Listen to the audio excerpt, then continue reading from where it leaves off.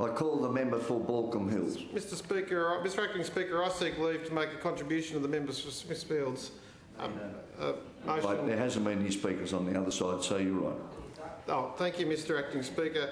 Mr. Acting Speaker, I'm sure that there's no surprise, given my previous role as the National Campaign Director of the No Republic referendum campaign, and as somebody who's sworn an oath of allegiance to I'd be very careful, Cessnock, given the result of that referendum was most strong in your electorate to the no case. Mr. Acting Speaker, as somebody who has sworn an oath of allegiance to the Crown when I graduated from Duntroon, somebody who's sworn an oath of allegiance to the Crown when I entered this place, and someone who has dedicated his life to organisations like the RSL and the Australians for Constitutional Monarchy, I vehemently support this motion and congratulate the member for Smithfield for his decision to bring it before this House. It certainly was a tragic day when the Governor was unceremoniously kicked out of Government House.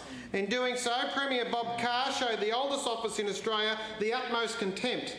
Since then, I, like many in the community, have longed for the return of the New South Wales Governor to Government House.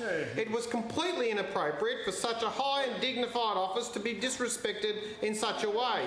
It is almost inconceivable that any of the other 15 Commonwealth realms would ever treat a representative of Her Majesty with such contempt. The then Premier should be the Premier Barry O'Farrell should be commended for ending this faux pas of republicanism by returning the Governor to Government House. It's great to see the politics of symbolism and illusion replaced by common sense under Premier O'Farrell. Now the Governor once again will have a residence befitting the great office that she holds. Clearly, removing the Governor from Government House was intended to reduce the stature and significance of the Governor's office. It is great to see that this republicanism by stealth replaced with arrangements that reflect our constitutional reality, irrespective of how much those opposite would prefer to live in denial.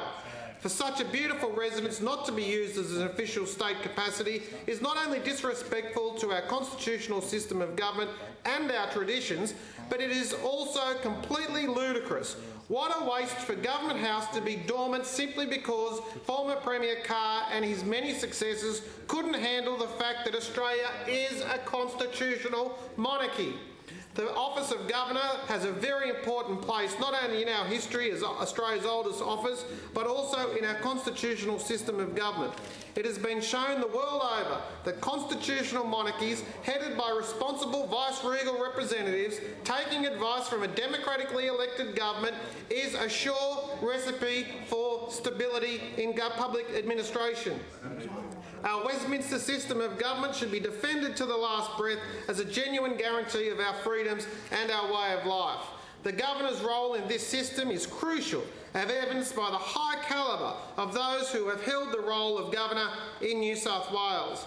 Mr. Acting Speaker, as I commenced in my comments, as someone who has marched through Duntroon, serves this country as a peacekeeper and served my community as a Member of Parliament, I can only admire the fact at the level of service that our governors and vice-regal appointments have put themselves towards. For that reason, I wish to thank Her Excellency Professor Maria Bashir for her loyal and dedicated service to New South Wales, which has been truly exceptional. Once again, I commend the member for Smithfield for his motion, and I commend the motion to the House.